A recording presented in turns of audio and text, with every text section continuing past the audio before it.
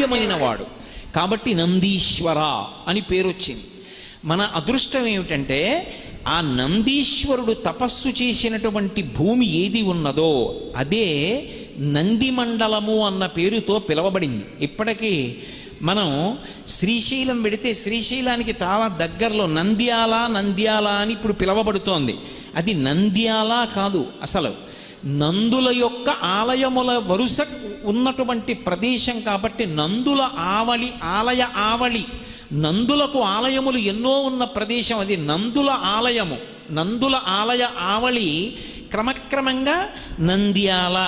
ఒకప్పుడు దీని పేరు హేలాపురి, ఇప్పుడు ఏలూరు. ఒకప్పుడు మా ఊరి పేరు కోకనదము, ఇప్పుడు కాకినాడ.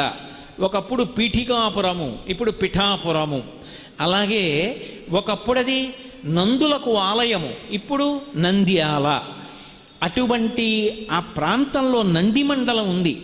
ఎక్కడ నందీశ్వరుడు తపస్సు చేశాడో అక్కడ పరమశివుడు అనుగ్రహించి నందికి శివుడికి భేదం ఉండకూడదని మీ తండ్రి శిలాదుడు అడిగాడు కనుక నేను అక్కడ బ్రహ్మనంది అన్న పేరుతో పెద్ద నందీశ్వర స్వరూపంతో వెలిసి ఉంటాను.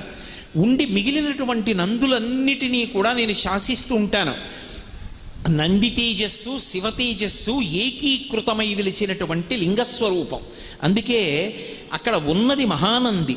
ఒకానొకప్పుడు ఆ మహానంది క్షేత్రాన్నంతటినీ కూడా బాగా పునర్నిర్మాణం చేయడం కోసం పానమట్టం దగ్గర తవ్వితే గొర్రె పట్టడానికి ఎంత చోటు ఉంటుందో అంత చోటుతో కైవారం ఉంటుంది. గోరువెచ్చగా ఉంటాయి. మీరు అందుకే ఎప్పుడైనా మహానంది దగ్గర ముందు పెద్ద తటాకం ఉంటుంది. మీరు ఆ తటాకంలో దిగి స్నానం చేస్తే ఎంత నీరు వస్తుంటుందో పక్క పొలాల్లోకి వెళ్ళిపోతుంటుంది. ఎక్కడి నుంచి వస్తోంది ఎవరికి తెలియదు. ఇప్పటికీ కూడా కాళేశ్వరం వెళ్ళినప్పుడు అక్కడ అభిషేకం చేసినటువంటి జలాలన్నీ గోదావరి నదిలోకి ఎలా వెళ్ళిపోతాయో ఎలా అర్థం కాదో అలాగే మహానంది వెళ్ళినప్పుడు శివలింగం యొక్క అడుగు భాగాన్ని తాకి వస్తూ ఉంటాయి ఆ జలాలు. ఒకప్పుడు పునర్నిర్మాణం చేస్తున్నప్పుడు కింద జలప్రవాహాన్ని చూశారు.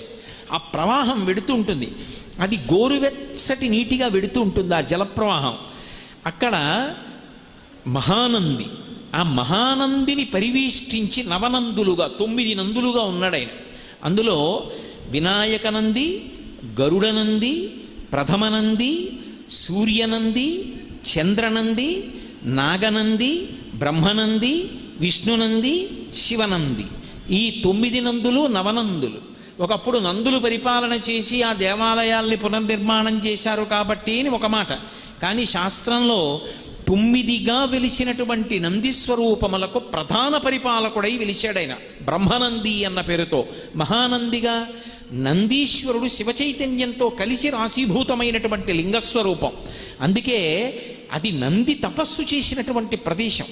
ఆ ప్రదేశంలో అడుగు పెట్టడం, ఆ తటాకంలో స్నానం చేయడం, మహానంది క్షేత్రాన్ని దర్శనం చేయడం పరమాద్భుతమైనటువంటి విశేషాలుగా చెప్తారు.